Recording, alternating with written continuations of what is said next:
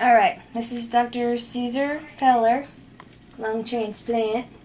We have a few questions about COPD. Okay. The first one is, what catches your attention and makes you think right away, oh, they have COPD? Well, COPD stands for chronic obstructive pulmonary disease, but the key word is obstructive. What that means is there is obstruction to the airflow. That means air may go in, but it has trouble getting out of the lungs. So, even if you don't know a person or a patient walking around, if you see somebody huffing and puffing, but in that huffing and puffing, when they are moving out, they are spending way much more time breathing out than breathing in. The classic quick breathe in, and then forcing the lips in order to get the air out. Pursed lips. When you see somebody breathing like that, a given will be if they are wearing a little bit of oxygen. You can say, that guy looks like somebody with COPD. So, but the key word in the COPD is obstructive lung disease. That means there is obstruction to the airflow. Okay. And the obstruction to the airflow makes you breathe in a certain way. You use accessory muscles. Most people that you look around and you talk, you don't see the neck moving forcefully. You don't see the supraclavicular spaces getting sucked in. You don't see them pursing their lips in order to be able to blow and exhale. All those things should not happen. But in somebody that has obstructive lung disease that is chronic, that's exactly the way they breathe. They many times need to lean forward so the diaphragm moves a little bit better. If you see them walking around, it's the classic person that is going to have to go stop and go, catch their breath, and then move on. So, when you are either in a hospital or even in a mall or whenever, you see somebody passing by, breathing that way, stopping around, that's probably going to be COPD. Okay. Mm-hmm. Our next question. Once diagnosed, how long does a patient live? Well, that is extremely variable because COPD is a disease that causes a lot of misery, but it will not kill you fast. Because typically the process of chronic obstructive pulmonary disease progresses ever so slowly. That typically that gives time to the body to make a lot of adjustments and a lot of getting used to.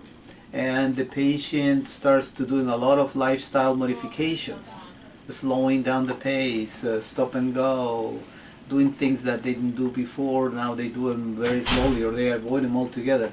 So it's a disease that more than being a fatal disease, is a very disabling disease. Okay. There are other conditions like pulmonary fibrosis. The destruction of the lungs advances so rapidly that you can almost predict this patient got pulmonary fibrosis. The expected survival rate is going to be 22 months, less than 2 years, if they have idiopathic pulmonary fibrosis. But with COPD, the lung function can go down lower and lower and lower and lower. And for instance, the best objective parameter that you have to measure how serious or how severe the COPD is that test on the spirometry called FEV1, forced expiratory volume in 1 second. That's the parameter. Well, the normal person will have an FEV1 that is 3-4 liters, that gives that ratio of 80 to 100% of the normal. You probably will not be very symptomatic at all until that number has declined way below 60%, going towards 50%. That's when symptoms come. And you don't reach the point of severe until you have lost more than 50% of the FEV1. And you don't become very severe until you are at 30% of the normal. That means you lost 70%.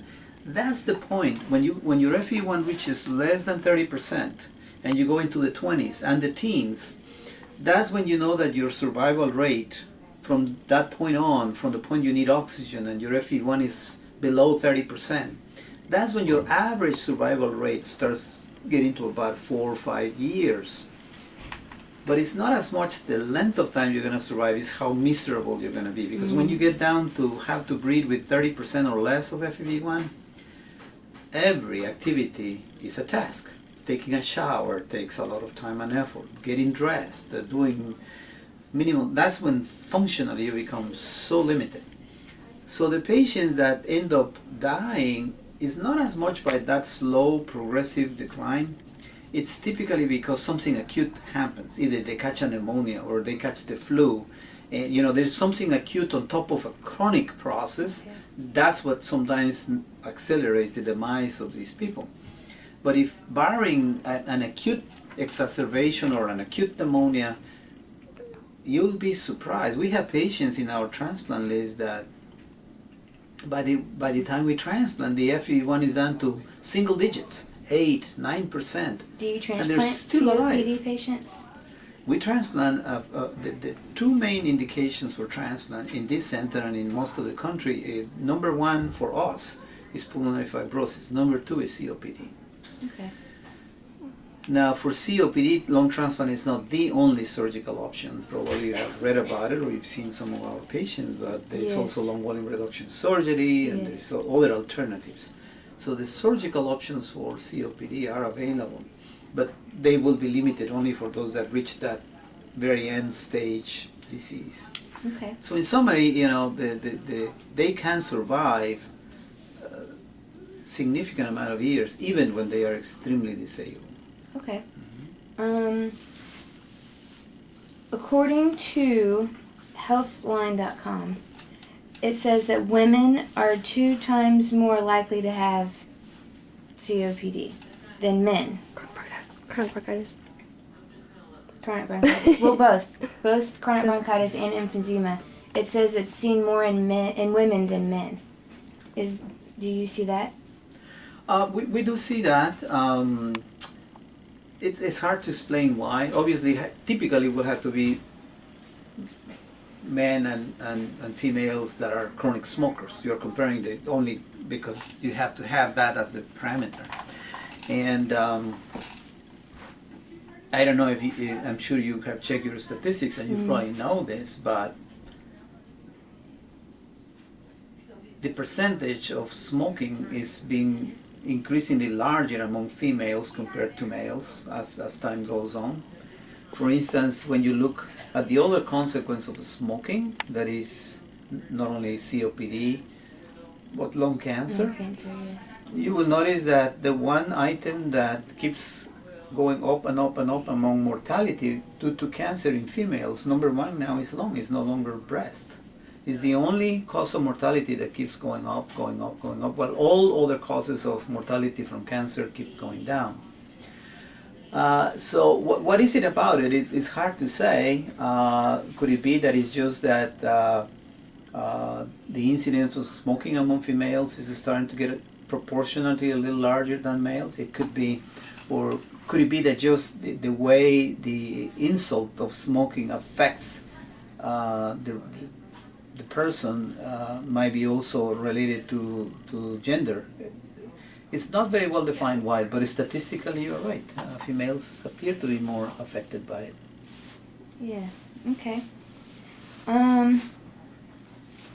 With chronic bronchitis and emphysema, do they both have the same lab values, like results, like their ABGs? Would they be generally the same, or does something stick out more than another one? No, actually, there are some differences. For instance, the thing is this. If you take 100 people that smoke, not all of them will develop COPD. It's more like 20, 30%. So it's not just the exposure, it's also how your genes react to it, how the environment that you live reacts to it. But once you take those that develop COPD, you have genetically, you may react differently to the exposure. So in COPD you will have two extremes. One extreme is the pure emphysema.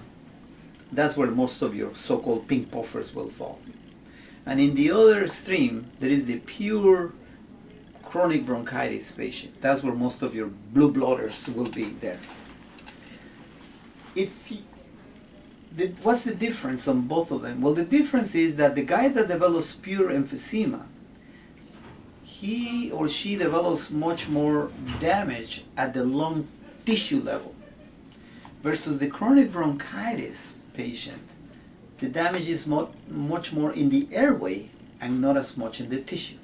So for instance, let's go back to the emphysema side.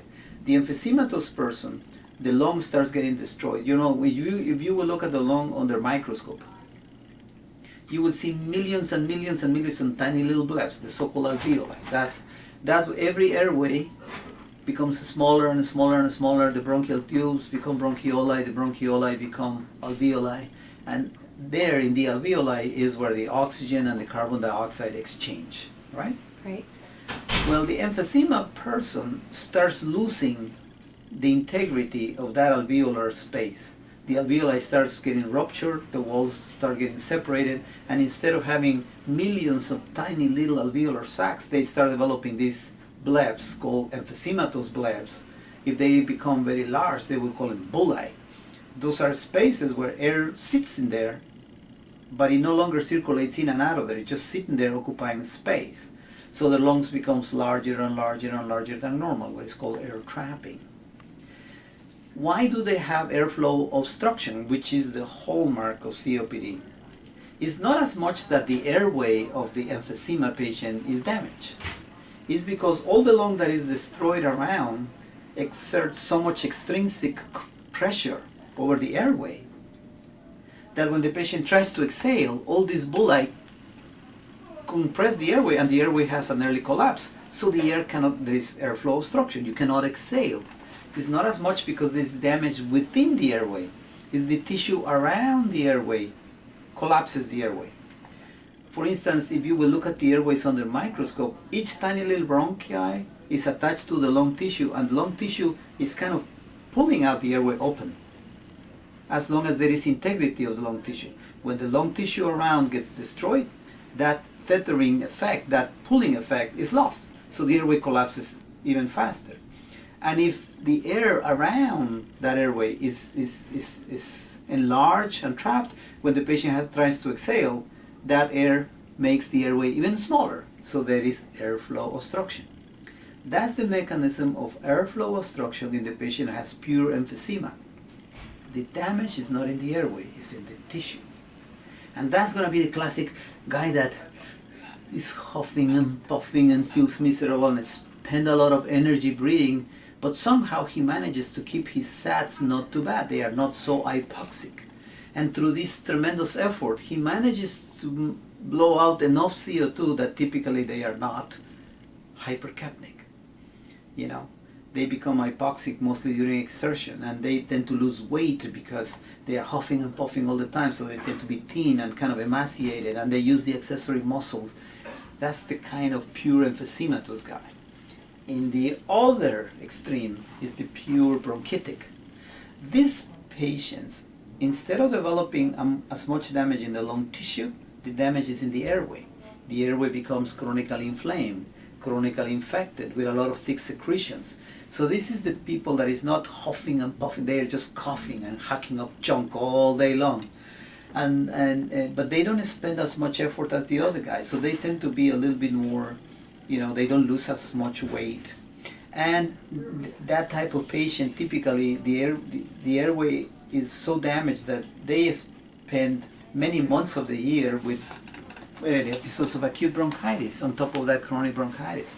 So secretions and the airway being inflamed, that's what causes the airflow obstruction, not as much this air trapping, loss of lung tissue effect. The damage is in the airway lumen is narrow, therefore there is airflow obstruction. The air cannot travel well through that pipe. Those are the patients that their brains get more used to say, you know what, I cannot blow enough carbon dioxide, it's okay, I'm just going to tolerate higher carbon dioxide. They are more chronically hypercapnic than the other group.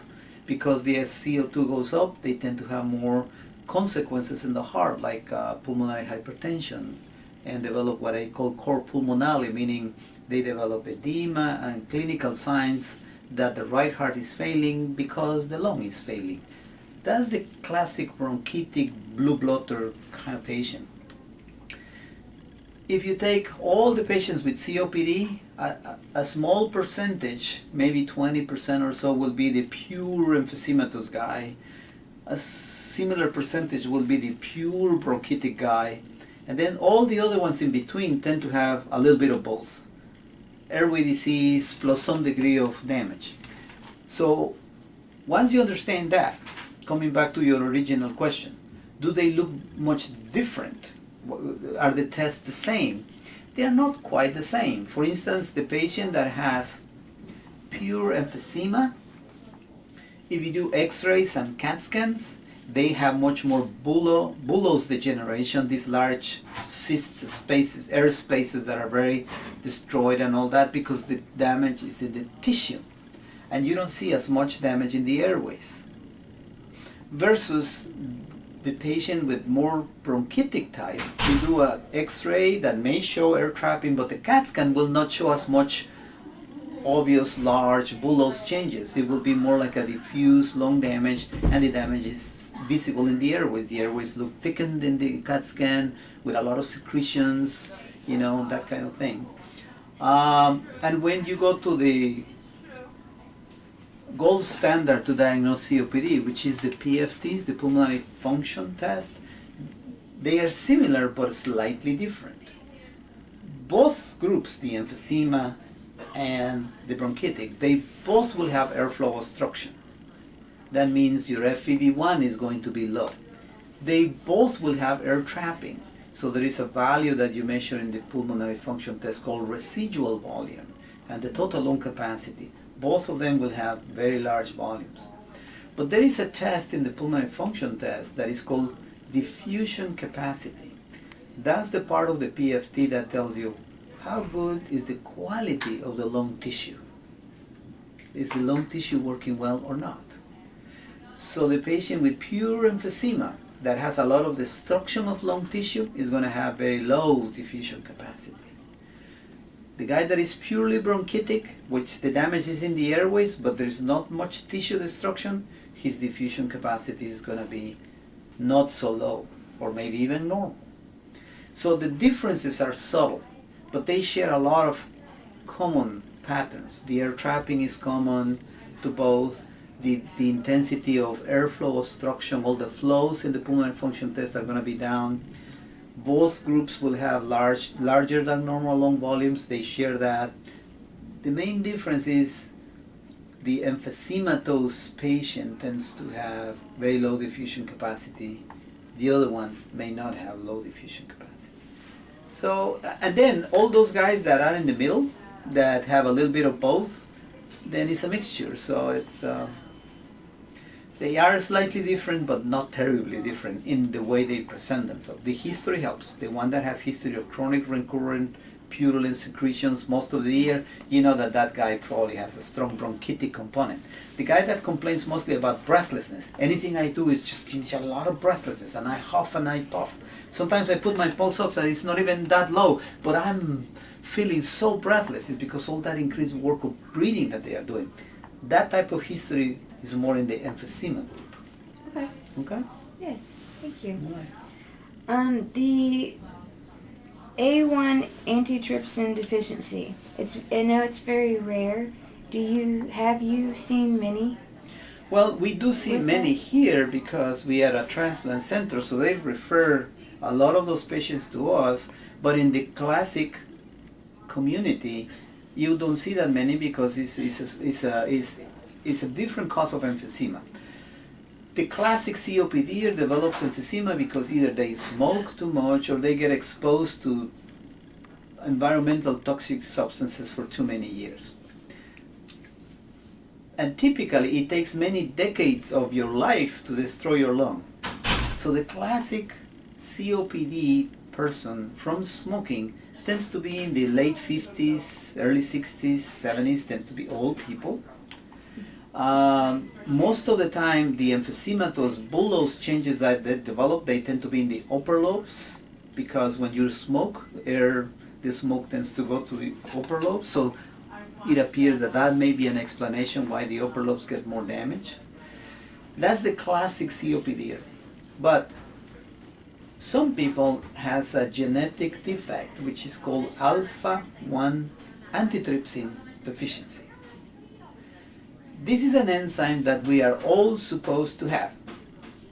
But the patients that have alpha-1 deficiency, they are born with a genetic defect whereby they do not produce enough or none of this enzyme. What is this enzyme good for? Well, what happens is this. When any normal person develops any inflammatory process in the lungs, an infection, a viral infection, a pneumonia, an acute bronchitis, anything that inflames your lungs, what that will produce is that a lot of your white blood cells will go to the lung to try to repair the inflammation. And some of those cells in that process will die and they become purulent secretions. But there is an ongoing battle every time there is an infection or an inflammation in the lung where a lot of white cells start working in the area and they start trying to clean up the alveoli from all the damage. You know, clear all the debris, clear all the bad cells. You know, this is a natural defense process that we all have. Okay? Okay. And there are a lot of enzymes that are released locally to clean up the lung and repair the lung. They call those enzymes proteases. Proteases means they clean up, they destroy protein and debris and clean it up. That's the normal repair process. But when the lung is finally cleaned up and repaired, somehow that process has to stop.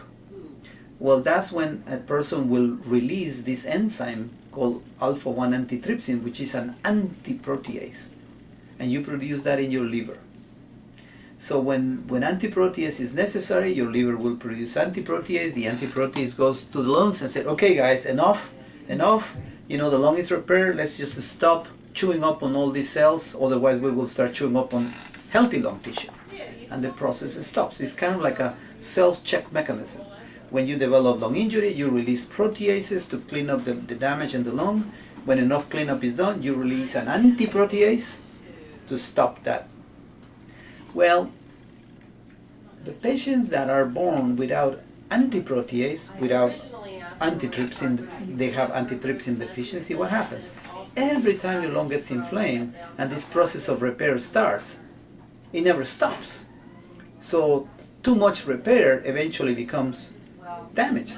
The actual normal lung tissue starts getting destroyed by your own cells because there is nothing to stop. There's nothing to stop that process. So only about 1 or 2% of the patients that develop emphysema will develop it because of alpha-1 antitrypsin deficiency. For instance, if you happen to have alpha-1 antitrypsin deficiency and you smoke, you accelerate the lung destruction extremely fast. Why? Because every time you smoke, the smoking inflames the lung will liberate a lot of white cells into the lung, and if you don't have antitrypsin to stop the activity of those white cells, your own white cells, your own proteases, will start destroying the lung because the lung is inflamed by smoking, and you don't have a stopping mechanism. So what happens? If a smoker comes in and tells you, you know what, I've been smoking only for 3 or 4 years and I'm only 25 years old and I have already the same emphysema of a 65-year-old. Well, that's very strange. That's the first clue that you say, well, if you develop emphysema at young age, you may need to have your alpha-1 antitrypsin level checked because you may have alpha-1 antitrypsin deficiency.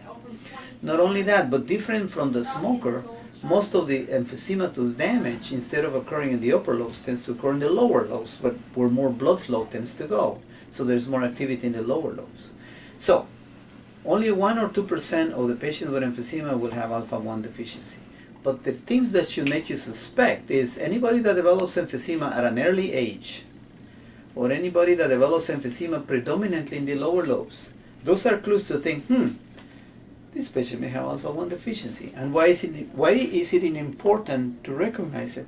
Because if you recognize that they have alpha-1 antitrypsin deficiency, you can actually help them by replacing the deficiency. There are artificial ways to make your body receive the antiprotease. You know, there's a product called Prolastin, another Siemens Sumera, and other products that basically what they are is you don't have enough alpha-1, we will give it to you. and then you develop an infusion IV once, 2, 3 times a month, until you replace enough that your blood level of alpha-1 level gets close to normal, and that's enough to protect your lung. So you may avoid further destruction. It will not repair any destruction that has already occurred, but it will prevent further acceleration of the destruction of your lung by replacing the alpha-1. So it's always important to know you're going to be helping a small percentage of people that has emphysema, but if you catch it, you will be helping the very young segment of people with COPD, which of course is an important thing. Okay. I think you answered all my questions in my questions as I was asking. Do you have any other questions? Systemically, are there any other organs or anything that COPD affects as well, other than just the lungs? COPD should not be considered as an isolated lung disease. It's a disease that begins in the lungs, but eventually affects all your organs. Why is that? Well, the primary function of the lung is to provide your body with enough oxygen and to get your body rid of excess carbon dioxide. So any chronic lung condition, COPD included, that starts failing in providing your body with enough oxygen and starts failing with getting rid of enough carbon dioxide will eventually affect all your other organs. Let's start, for instance, with the heart. As the lung gets destroyed, not only the lung tissue gets destroyed, but the vasculature, the vessels of the lung start getting destroyed. When you add that destruction to the effect of lack of oxygen and excess of carbon dioxide, the vessels will constrict and you develop what is called pulmonary hypertension, high pressure inside the lungs. Well, that means the right side of the heart, which is the one that has to pump blood through the lungs to have your blood catch up oxygen, get rid of the carbon dioxide, and then go back to the left side of your heart, that passage becomes very difficult. There will be a lot of resistance to the blood flow because the lung is damaged. So when you have pulmonary hypertension and high pulmonary vascular resistance, that eventually starts straining your heart. And you can start developing enlargement of the right side of the heart and right heart failure. So right there you have your cardiac status affected. But for that token, every organ, for instance the brain depends on oxygen supply second by second. It's one of the main things that the brain needs to function. So if you all of a sudden are starting to have less than normal levels of oxygen in the blood, with a heart that maybe is not working as good as it should because it has pulmonary hypertension, now the blood flow to your brain is diminished. So now that person starts working with diminished amount of oxygen and diminished, so the brain gets affected. As the lung gets destroyed, and the diaphragms become more dysfunctional, the patient has to generate much more work of breathing in order to try to maintain your needs of oxygen.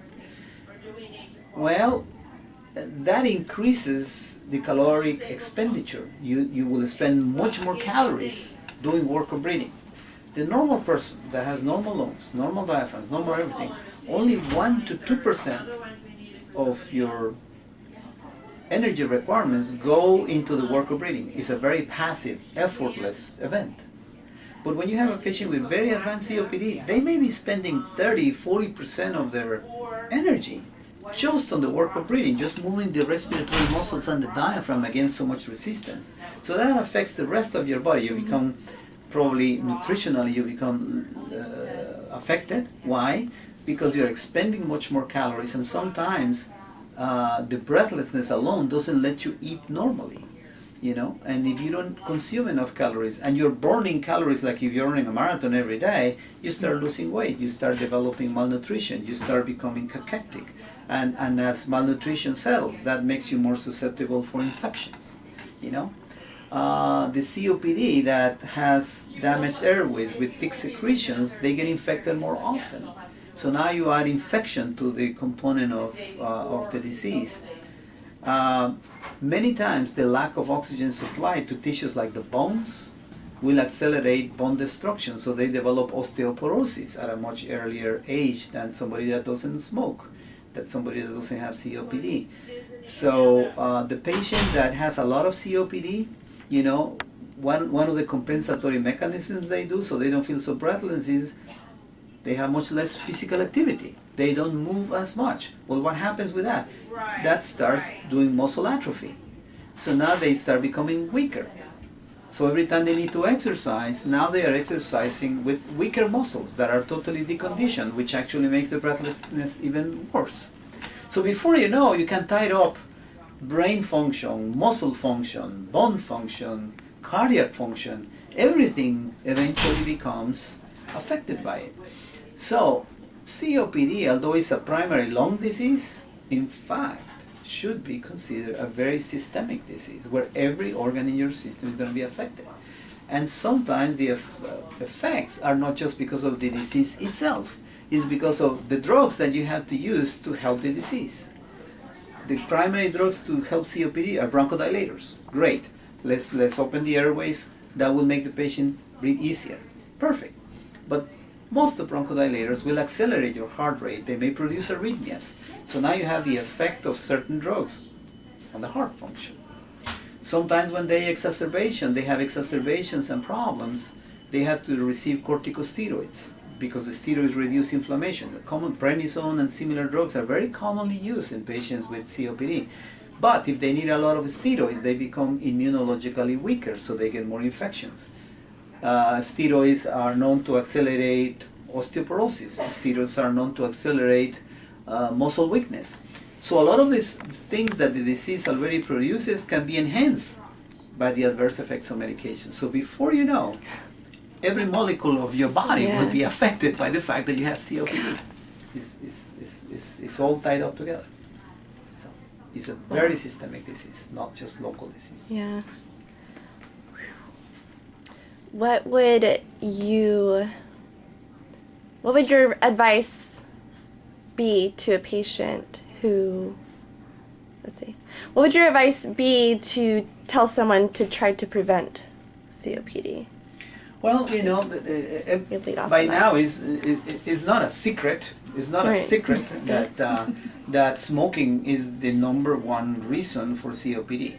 Again, alpha-1 deficiency is just a small percentage of it.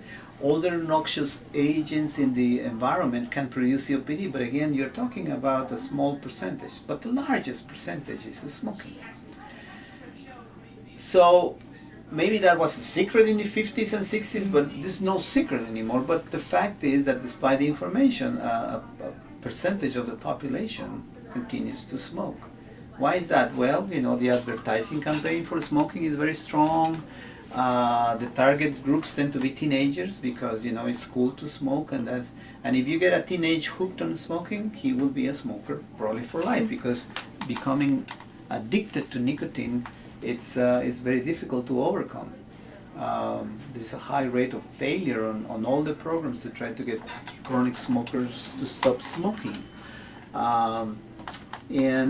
So if there is any advice to be given to the community is, you know, smoking, there's no reason for smoking to occur in our societies anymore. It's advice that you wish you could say that, well, this is a free country, you want to smoke, it affects me, and then that's my decision. So, but it's not like that. The person that becomes a smoker affects everybody around them. If whatever work that person have, smokers that develop COPD miss much more days of work a year than a non-smoker. So that affects whoever else works with them. Mm-hmm. The demands for health care that they have is tremendous in this country. So we are all paying for that because a large portion of dollars into the healthcare industry go to take care of people with COPD because they did smoke. The families of the COPDers get affected because they get sick. They need to be taken care of. So if you happen to be a young person that have a parent with COPD, you know you're going to spend many of your days taking that parent to the hospital, hospitalization, you know, a lot of effort on taking care of people like that. So even if the choice is personal, it affects the whole community around them, family, co-workers, healthcare systems. It spreads out. So if there is any advice, is there's no reason for smoking to exist in our communities anymore, and any effort, education-wise, advertising-wise, policy-wise, that could be done about stop smoking should be done. Well, thank you very much. You're done with Have you guys That's all the been questions. smokers?